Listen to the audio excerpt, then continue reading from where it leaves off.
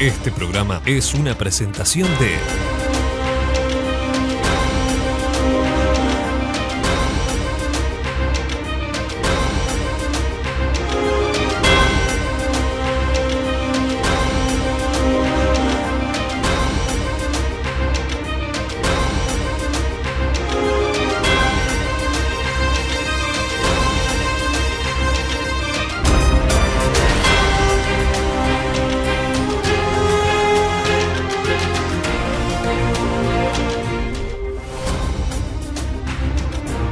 Buenas noches, gracias por estar ahí, estamos en La Mira, estamos en BTV. Más adelante en el programa vamos a estar con Ricardo Galarza analizando la tensa situación que se está viviendo en Medio Oriente. Pero ahora estamos con el líder y candidato a la presidencia por el Partido Independiente, Pablo Mieres. Gracias por estar, Pablo. No, gracias a ustedes por la invitación, un gusto. Te lo habían preguntado pila de veces porque esto ocurrió en el 2014, cuando dijiste que no votabas al blancos y colorados porque representaban colectividades que eran los sectores más conservadores, ¿no? Sí. ¿Cómo ves esas declaraciones hoy a la distancia? Y las veo como que en aquel entonces nosotros entendíamos que esa era la situación.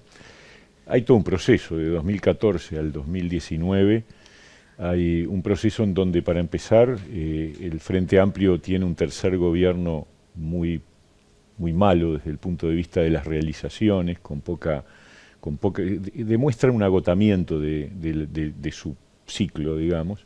Sobre todo que había dicho que iba a cambiar el ADN de la educación, se dice que la reforma de la seguridad social es necesaria, pero no se ejecuta. Hubo la explosión de un montón de situaciones que habían ocurrido en el gobierno anterior, muchas de ellas, como lo de ANCAP, como la de regasificadora y otros asuntos. Se lleva adelante una Antel-Arena a pesar de que el Tribunal de Cuentas observaba cada una de las decisiones. Entonces había necesidad de un cambio.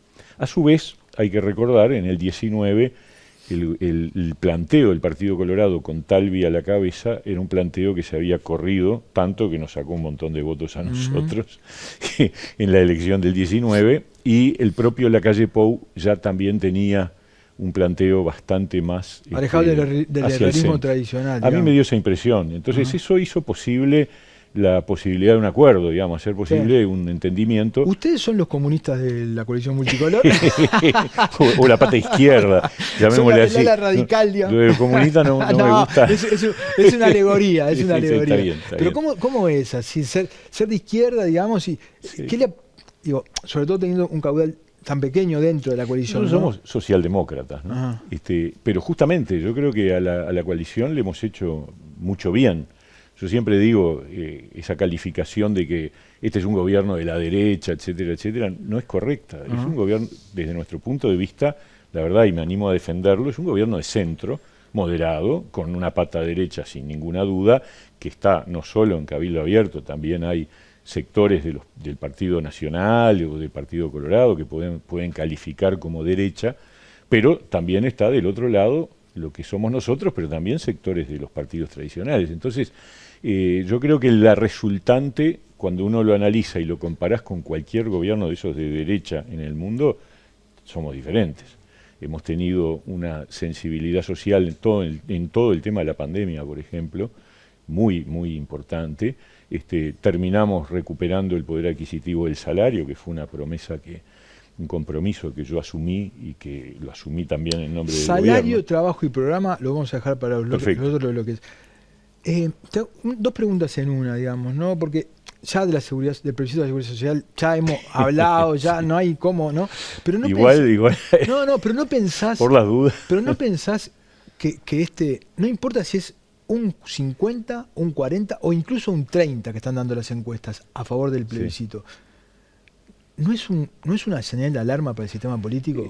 A ver, el problema es que esto está revestido de una cosa que es linda, atractiva. Ese es el problema. El problema es que cuando vos lo escuchás, es un canto de sirenas. Pero ese es el problema. Ese es el problema, pero claro, pero la gente tenés que explicarle por qué ese canto de sirenas te lleva al arrecife. Ese que estás diciendo vos sigue siendo el problema. Sí. Que o los dirigentes no están logrando comunicar, digamos.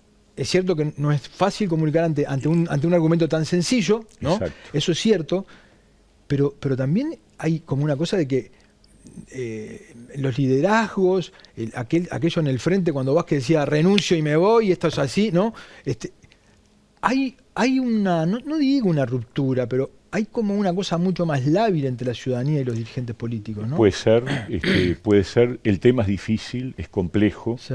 Los que tenemos que explicar por qué es un desastre que se aprobara ese plebiscito, tenemos que explicarlo de una manera que a veces no es fácil de que se capte inmediatamente, porque a la gente le dicen, bueno, votá porque así te podés jubilar a los 60, incluso se miente porque se dice volver a los 60, en realidad todavía estamos con la edad de 60 hasta que los menores de 50 lleguen allí, y después se va a ir corriendo, dentro de 10, 15 años vamos a tener la edad de 65, y era inevitable, pero bueno, pero todo eso hay que explicarlo, y a la gente obviamente le prefiere tener la posibilidad de retirarse más joven, a pesar de que es claro que en el mundo los países que tienen las características demográficas nuestras, todos o la gran mayoría tienen edad de retiro más alta. Pero también es posible que aunque vos le expliques no entiendan, porque estamos hablando que la gente no entiende un texto simple. Bueno, quizás haya también un problema de comprensión o de atención. A veces también es que la gente está en otros temas. Hoy la atención está muy dividida, muy multiplicada, porque tenés el celular, las redes, la información te llega de distintos lados, y entonces la gente presta atención a diversas cosas, y son muchas las cosas que están disponibles. Es que hay que explicar. Hay distintas cosas de enfatizarlo o de minimizarlo, digamos, ¿no? Vos dijiste, lo peor que le puede pasar al país es que gane el Frente Amplio.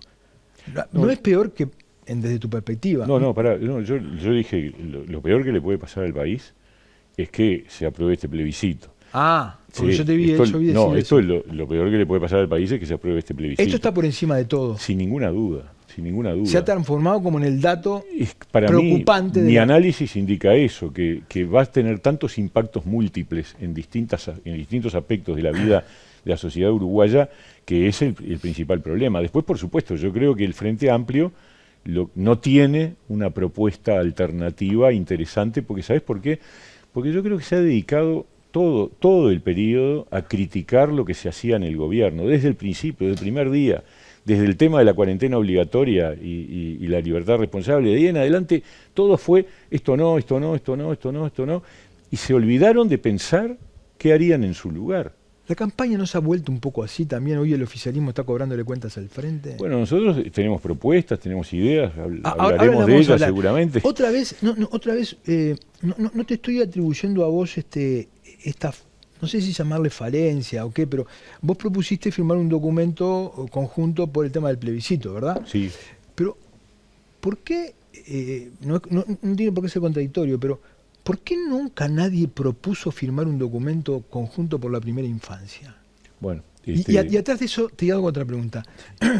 Se lo pregunto a todos y no logro llegar a una conclusión que sea, no sé, que me deje conforme a mí mismo, ¿no? ¿Cómo es posible, en los grandes temas que el país tiene, pobreza, infancia, seguridad, educación, no te digo un plan de gobierno conjunto, pero 3 puntos, Pablo, 3, ¿viste? Sí. 3 arriba de la mesa y todo firmar? Mirá, ¿Qué pasa? La verdad que ha habido intentos, y te voy a recordar uno que fue exitoso, Cuando ganó Mujica, en el 2010, convocó a 4 grupos de trabajo para hacer acuerdos de Estado, digamos. Sí, me acuerdo de Bonomi, la seguridad pública, me acuerdo. Había uno en seguridad, otro en educación, el tercero no me acuerdo, pero el cuarto, esos 2 primeros no anduvieron, el tercero tampoco. No anduvieron, no hubo acuerdos, no se lograron acuerdos relevantes. ¿El otro cuál era? El otro era energía, y ahí cambió, o sea, ahí hubo un acuerdo multipartidario. El Uruguay tenía un problema energético importante, en el 2009 fue un tema de campaña, la gente probablemente se haya olvidado, pero era relevante. ¿Y ese acuerdo cuajó en hechos? Sí, claro, y el 2014 el tema de la energía se había resuelto. ¿Te das cuenta? Porque logramos una matriz energética sostenible, porque se lograron acuerdos para avanzar. Es muy importante eso que está diciendo, es muy importante, pero ¿por qué no logramos en infancia, por ejemplo? ¿Por qué pasa? A ver, en seguridad, también recordando el pasado, en el 2016 yo estaba en el Senado y le planteé a Tabaré Vázquez hacer un ámbito de seguridad, y se discutió.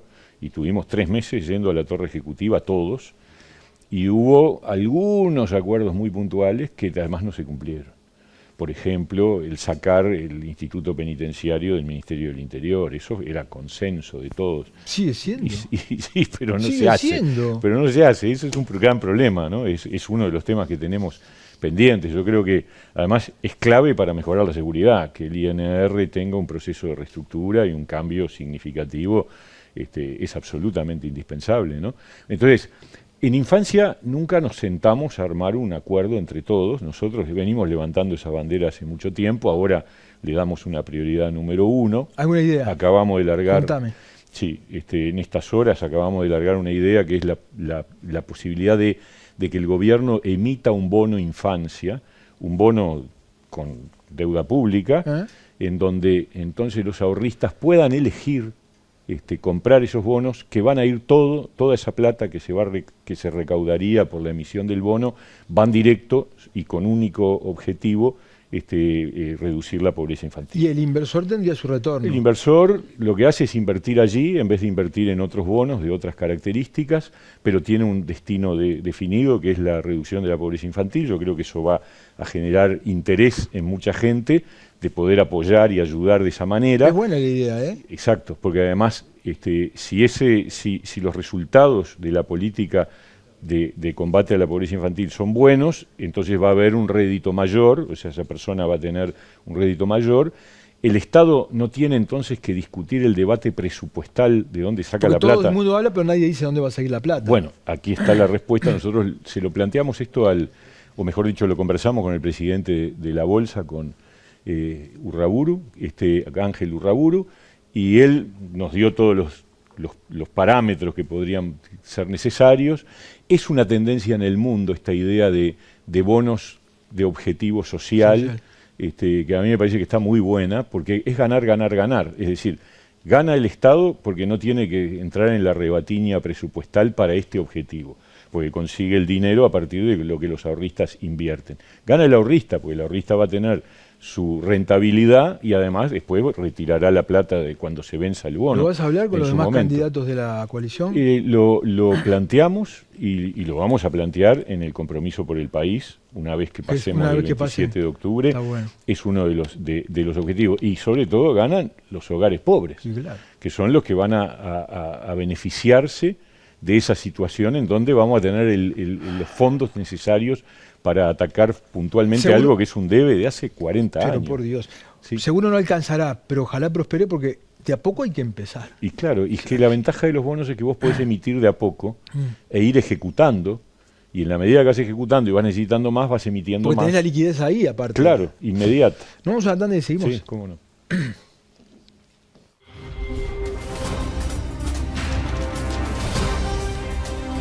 Seguimos en la mira con el candidato por el Partido Independiente, Pablo Mieres, ex ministro de Trabajo.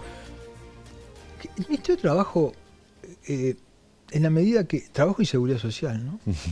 Cuando está el BPS, cuando la buena parte de las cuestiones que tienen que ver con el trabajo, como los salarios, lo define Economía, ¿no? Cuando la Seguridad Social... sí, yo ya sé que hay acuerdos, pero hay lineamientos también que bajan de Economía, ¿no? No, que se negocian con Economía y con OPP. Pero en ese caso, ¿el único papel es de mediador? No, el Ministerio de Trabajo tiene en su área la política de empleo, que tiene que ver con la posibilidad de llevar adelante medidas de promoción del empleo. Nosotros hicimos una nueva ley de promoción del empleo para sectores vulnerables, la posibilidad de desarrollar programas como Yo Estudio y Trabajo, como jornales solidarios, en fin, con una serie hay varios de ese tipo de propuestas de políticas activas de empleo. Tiene el área de inspección, que es muy importante porque es lo que controla y protege a los trabajadores, de que los derechos de los trabajadores estamos se frágiles cumplan. Igual en inspecciones, ¿no? Como en todo el Estado, ¿no? Nosotros durante el periodo que a mí me tocó habíamos aumentado la cantidad de inspecciones. ¿A cuánto? ¿Cuántos inspectores hay? Yo no me acuerdo ahora, pero deben haber, en total debe haber unos 70. ¿A todo el país? Sí, en todo el país. Sí.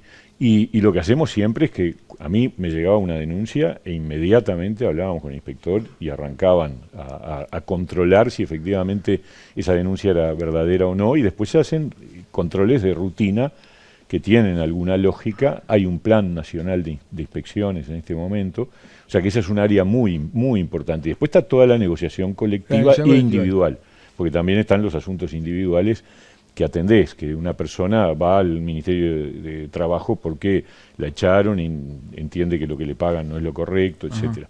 Entonces, y después, la negociación colectiva es un área donde obviamente acordás con economía, sí, pero la pauta la acordamos. O sea, las 3 rondas salariales que hubo durante el periodo que yo estuve... ¿Juega un papel realmente el Ministerio cuando vos tenés una fuerza acá y otra fuerza acá? Que sí, absolutamente, juega, porque, a ver, en la negociación colectiva como está pautada en Uruguay, sí, donde el gobierno, lo primero que el primer paso de una ronda salarial es que el gobierno viene y en el Consejo Superior Tripartito presenta su pauta.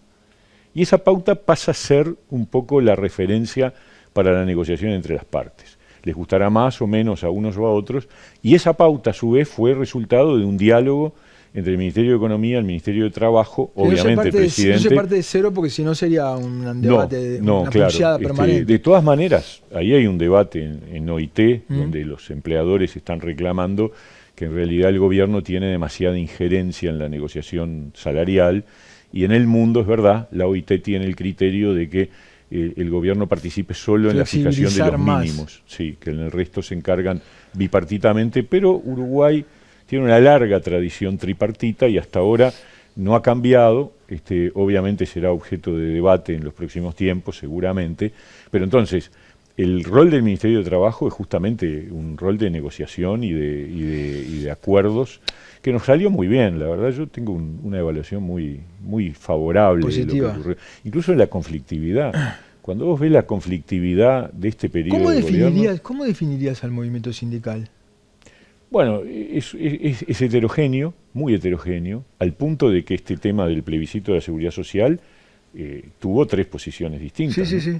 O sea, al final terminan acordando entre 2 sectores la peor de las propuestas, pero había un sector, un tercio prácticamente del movimiento sindical, que decía: no juntemos firmas, no hagamos plebiscito, modifiquemos la ley de seguridad social en el próximo periodo. Pero por más que se le señala el FAPIT, ¿no? Estamos lejos de un peronismo. Sí, yo creo que es un movimiento sindical donde hay de todo, donde vos tenés sindicatos más duros, sindicatos más moderados, dirigentes sindicales que son más propensos al diálogo y al acuerdo, dirigentes sindicales que son... como la política. Y sí, en parte sí. También es verdad que el paradigma general del movimiento sindical es un paradigma muy tributario de un esquema de la lucha de clases.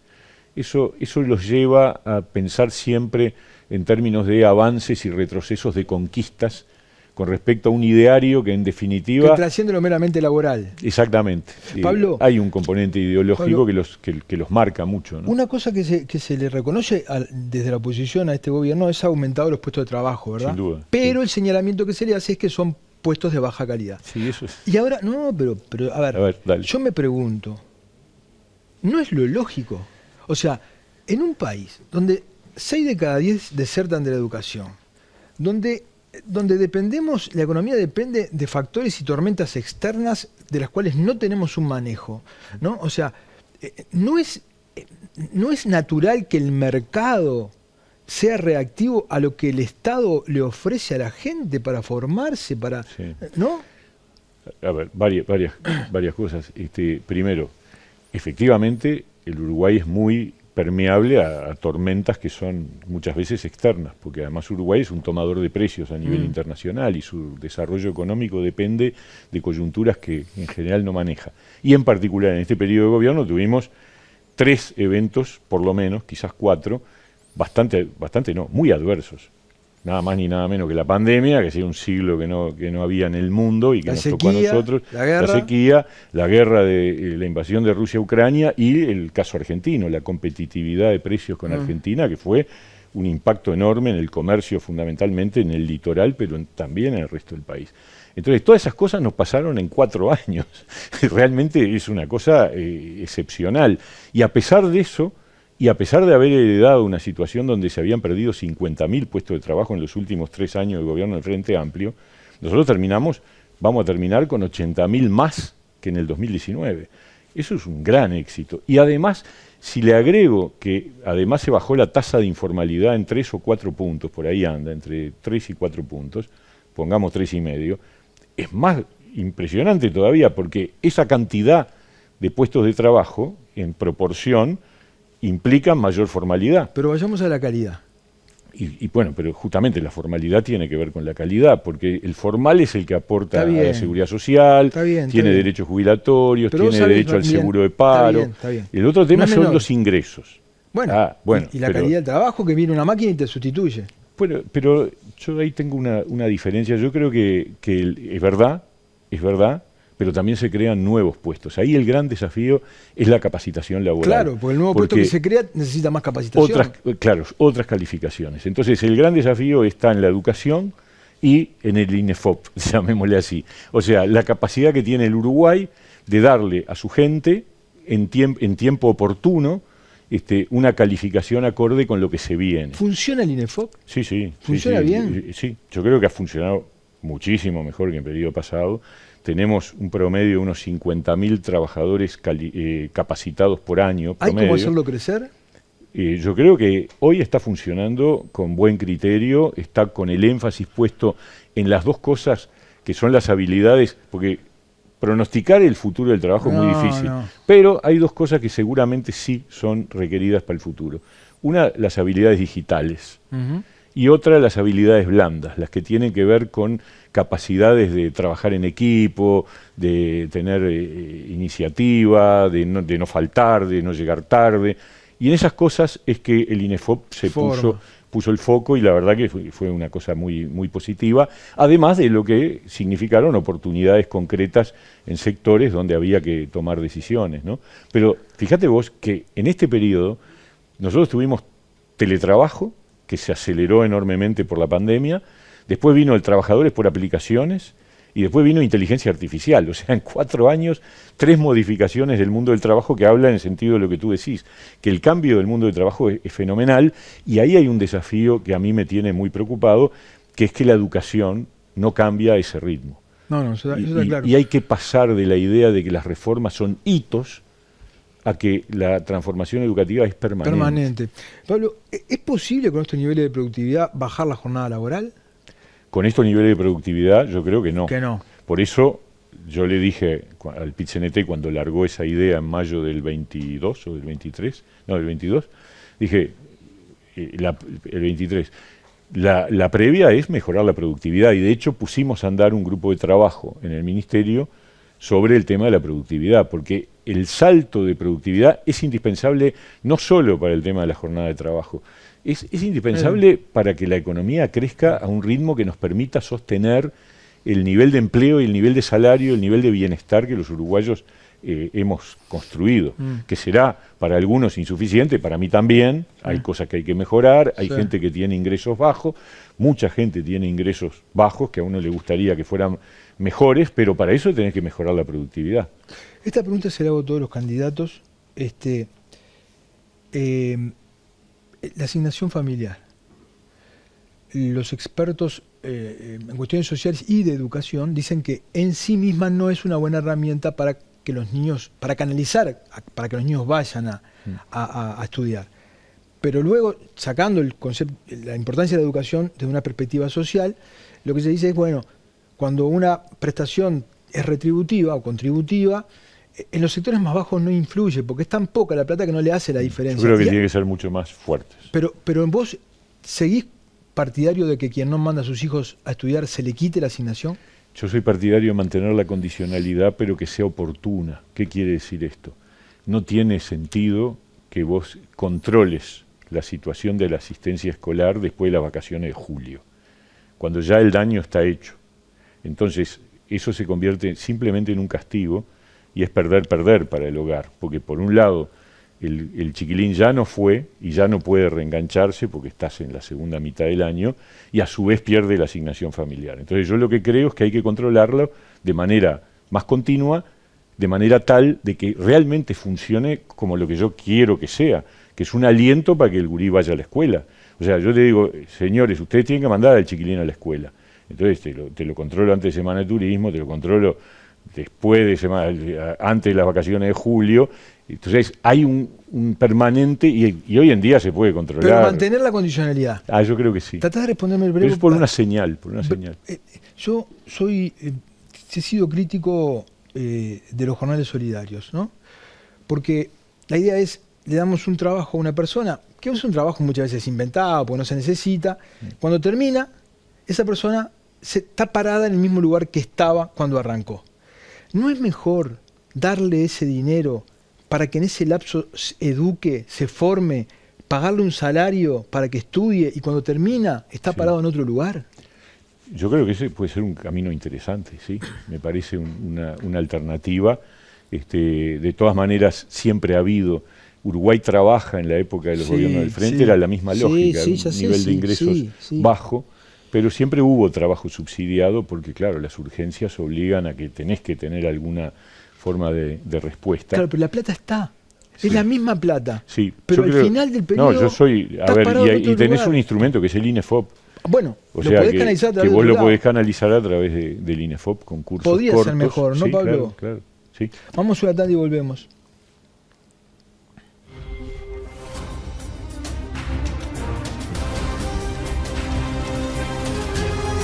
Seguimos en la mira con el candidato a la presidencia por el Partido Independiente, Pablo Mieres. ¿Cuál dirías que del programa de gobierno del partido es el corazón, es el más importante que vos destacarías? Si tuvieras que decir, bueno, armamos una institucionalidad, la coalición gana y yo me dan la oportunidad de meter una de mis ideas ahí. ¿Cuál sería? Bueno, yo creo que hay un trípode de 3 indicadores tremendamente negativos del Uruguay de hace muchísimo tiempo, no de este gobierno ni del anterior, hay que ir muy para atrás para encontrarlo. Uno es el que hablamos hace un rato, que tiene que ver con la pobreza infantil. O sea, si vos tenés en un país que entre los niños hay el doble de pobreza que entre el resto de la población y encima nacen pocos niños... 10 veces entre los mayores de 65, ¿no? Exactamente, 10 veces con respecto a los mayores de 65. Ahí hay un gran problema porque esos gurises que se crían con dificultades luego tienen una propensión a abandonar el sistema educativo mucho mayor. Segundo, lo que tú hablaste en el bloque anterior, 5 de cada 10 aproximadamente gurises en edad determinada de enseñanza media se fueron antes. En la media, en los sectores más pobres, 8 casi. Claro, por supuesto. Es absolutamente desigual por nivel socioeconómico. Y tercero, que yo creo que es la resultante de los dos anteriores, el desempleo juvenil. Entre los gurises de 14 a 18 años, el desempleo es el triple que en el conjunto de la población. Hoy estamos en el 8 en la población, pero entre los gurises de 18 a 24 años es 25%, es un disparate. Entonces, acá está el foco. Y el foco es volver a hacer construir la idea de que en el Uruguay el camino de ascenso social es a través del estudio y el trabajo. Que yo creo que eso se ha roto, que era una cosa mucho más fuerte en el pasado como cultura dominante en Uruguay, estaba muy metido en la cabeza de los padres, de los abuelos. ¿Sabés que me gustaría que cuando yo preguntara sobre seguridad pública me respondieran esto? Sí, bueno, ¿no? pero es que esto es lo que permite, porque la deserción estudiantil en la media, ¿para dónde van esos Pero eso muchachos? 18 24 es las cárceles. Claro, por supuesto. Por eso tienen esa edad en las cárceles. Totalmente de acuerdo, por eso digo, acá está la clave, el núcleo duro que tenemos por delante es pobreza infantil, deserción estudiantil, desempleo juvenil. Esas 3 cosas que están imbricadas absolutamente, ahí hay que poner el foco y generar la idea de que el trayecto de estudio y trabajo, primero estudio, después trabajo, o estudio y a la vez empiezo a trabajar, ese es el camino de ascenso social, que históricamente en Uruguay estaba muy metido en la cabeza y lo hemos perdido para una parte de la población. Y ahí es donde hay que poner el énfasis, y eso te pega favorablemente en el tema de la seguridad, de una manera más genuina, que... En la seguridad, en la pobreza, un montón de cosas, exacto, digamos, ¿no? O sea, exacto. Entonces, si vos me preguntás, acá está la preocupación del Partido Independiente, es esa. Y ahí están puestos los principales focos. Por supuesto que para que esto ocurra, tenés que tener recursos. Y para tener recursos hay que crecer a una velocidad mayor. Tenemos que aumentar el ritmo de crecimiento y eso implica mejorar productividad y competitividad del sistema productivo, implica lograr una apertura más fuerte al mundo, implica que el Estado se reforme, que es uno de los grandes asuntos pendientes. Ahí tenemos una idea a favor del mundo del trabajo, que es que los trabajadores por cuenta propia puedan tener un subsidio por cese de actividad. Esto yo lo viví muy directamente en la pandemia. Los dependientes tenían seguro de paro, vos lo mandabas al seguro de paro parcial, y los mantenías, los sostenías. El trabajador por cuenta propia, es decir, el que factura, como Literal E, como monotributo Mides, puede pasar de 100 a 0 de un día para el otro y no tiene ninguna cobertura. Entonces lo que nosotros estamos proponiendo, y esa es otra de las medidas que vamos a poner arriba de la mesa, es que se cree un subsidio por cese de actividad, equivalente a una suerte de seguro de paro de los dependientes. O sea que la persona que le dice, mirá, no me factures más porque no te necesito, pueda ir a un subsidio que equivalga al 50% del promedio de su facturación del año último. Te podría dar un montón de argumentos, no voy a entrar ahí, pero me llama la atención, aparte, como yo fuera de cámaras te ponderaba la presencia de Daniel Radío en la Junta de Drogas, un hombre del Partido Independiente, a quien yo realmente admiro. Me llama la atención que vos apoyes los allanamientos nocturnos, ¿sabes? Yo creo que primero, es una medida, no es el cambio de la noche al día en materia de seguridad. O sea, yo no creo que vaya a cambiar mucho. Creo que hay argumentos razonables para decir, el allanamiento nocturno está permitido en cualquier ámbito excepto en la vivienda. Y es verdad que las viviendas, algunas, son lugares donde se aprovecha esa situación para destruir prueba o para delinquir sabiendo, porque los delincuentes saben mejor que nosotros cuáles son las reglas de juego. Y yo creo que la policía, ¿por qué no va a poder allanar si hay orden judicial? Siempre es con orden judicial, nunca se puede hacer... ¿No te llama la atención que la policía no esté a favor de esto? Algunos, depende, ¿no? Hay distintas opiniones dentro del mundo policial. Esto... Y ellos lo que más bien piden es que haya ciertos implementos, equipamientos, y eso me parece que sí, que es necesario, porque obvio. Yo lo que siento... Pero en esas condiciones no hay problema. Que después de que se generaron determinadas circunstancias, las medidas que vos ponés para frenar esas circunstancias pueden ser peores. Yo te pongo un ejemplo. Todo el mundo sabe que en las cárceles hay droga, que circula, hay corrupción policial, hay droga. A un radical de la represión dice, vamos a hacer una cosa, vamos a tapiar las cárceles y a partir de mañana no entra ni un gramo de droga, que hubiera sido lo ideal al comienzo. Si vos haces eso, se genera un fenomenal síndrome de abstinencia. Total. Que te prende en fuego la cárcel, ¿entendés? Imposible. Entonces, después de que vos cometiste el error, no lo podés solucionar de un día para el otro. Tenés que generar las condiciones para salir de ese error. Para salir. Totalmente de acuerdo. Y lo mismo con el tema del hacinamiento. Yo creo que no hay posibilidad de una reforma carcelaria, que yo creo que es fundamental. Ahí yo comparto plenamente la mirada de Juan Miguel Petit sobre lo que hay que hacer.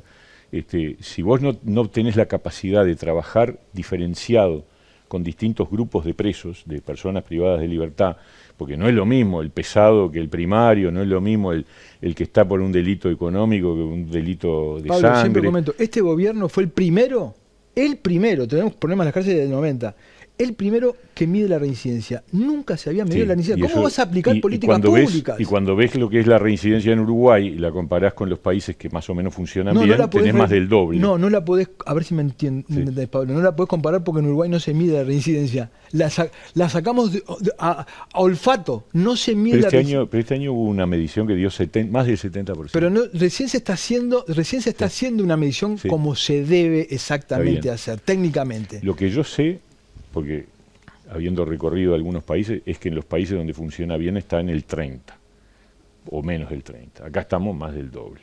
Y eso tiene que ver con que las cárceles no rehabilitan. Bueno, en esto hay consenso del sistema político, ¿o no? Total, sí. Hay consenso, ¿no? Nosotros totalmente de acuerdo. Pero vos no escuchás a todo el mundo que dice lo mismo. Y que la inseguridad no se resuelve si vos tenés la canilla abierta, que son los institutos penitenciarios. 26 presos salen cada día. Sí, totalmente de acuerdo. Y te digo más, nosotros que votamos la LUC, el capítulo de seguridad hubo unos cuantos artículos que no los votamos, porque no creímos nunca, yo se lo dije al presidente en su momento, que el camino sea aumentar delitos y penas. No creemos en ese camino. Esa es la realidad. El Partido Independiente tiene desde ese punto de vista una mirada distinta. Creemos sí en penas alternativas, creemos en desarrollar los mecanismos también para que esas penas alternativas se puedan cumplir con garantías y con certezas, pero no en la idea de que vos aumentás delitos y penas y con eso resolvés el problema, porque no es verdad.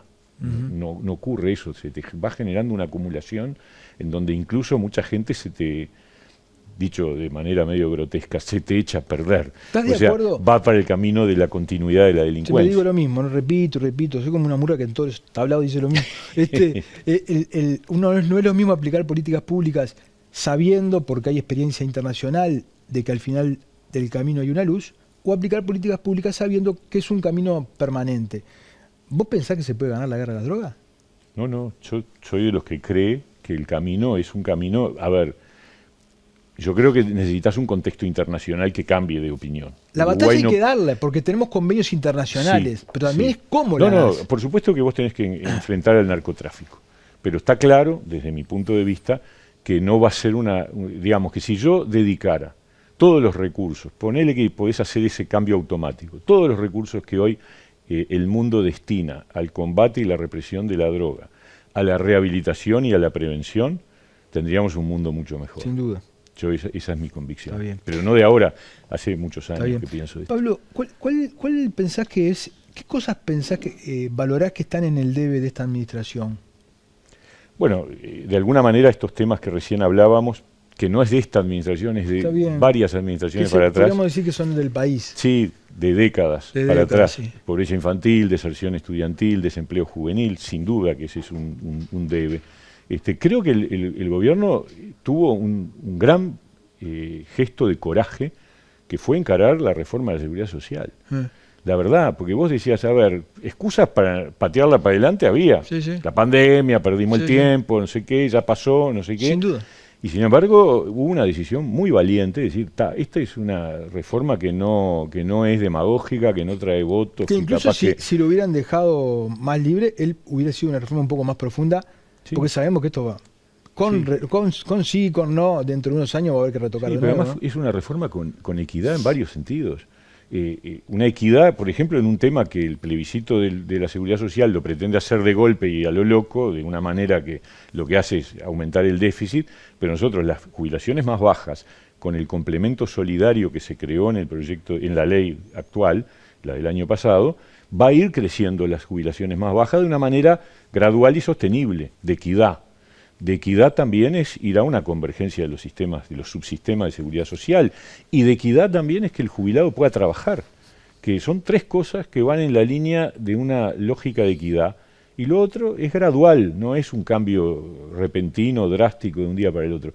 Yo esta ley la defiendo a muerte, nos parece que lo que logra no es eliminar el déficit, ni siquiera frenarlo, sino que la curva esa que Danilo Astori nos mostraba cada año en la rendición de cuentas, de que era un déficit que se iba al diablo de manera ascendente, casi vertical, bueno, ahora se aplana, siempre y cuando el plebiscito no salga, ¿no? ¿Tenés buen diálogo con Álvaro Delgado? Sí, claro, sí. ¿Con Andrés Ojeda? También, lo conozco mucho menos, ¿no? Con Andrés Ojeda, hasta por razones generacionales. Con Delgado compartimos 5 años en el Parlamento, en el Senado, y luego en el gobierno. ¿Con Manini Ríos? Con Manini tengo un diálogo razonable. ¿Razonable?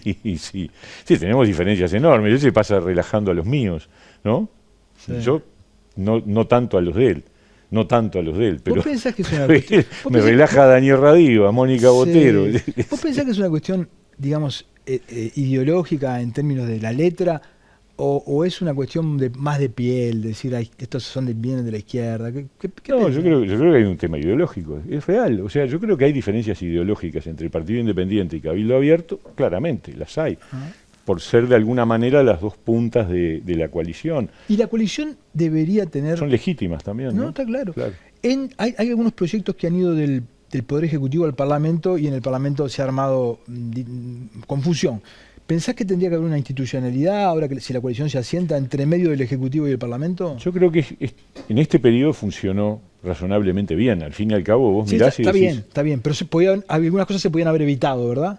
No sé si un ámbito institucional hubiera evitado eso. ¿No te parece que pues la bancada parlamentaria funcionó, y funcionó bien la bancada de la coalición. ¿No te parece necesario? No fue necesario en este periodo, con las características de que habíamos arrancado casi al momento de empezar el gobierno, con diferencias, etcétera, y había que cuidar. El presidente es uno también, El presidente jugaba jugó muy bien. Una fuerza de liderazgo que de pronto sí, ¿no? Yo creo que eso jugó. Existió.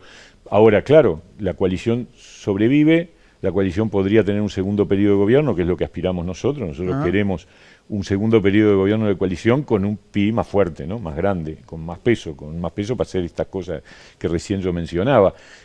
Pero una continuidad de la coalición, y quizás ahí sí decir, bueno, ya llevamos más de 5 años, capaz que hay que establecer una institucionalidad. ¿Para vos hace una diferencia el liderazgo de la calle que si fuera Delgado? Es que cualquier persona es distinta a la otra. El estilo de conducción de cada uno es diferente, sin duda. Y si me tocara a mí, también sería distinto al de la calle Pou y al de Delgado, sería el mismo. Me parece que es así. Pablo, te quedo enormemente agradecido por haber estado. Encantado, un gusto grande. Gracias, mucha suerte. Igualmente, que tengamos todos suerte. Sí. Nos vamos a una tanda y ya volvemos.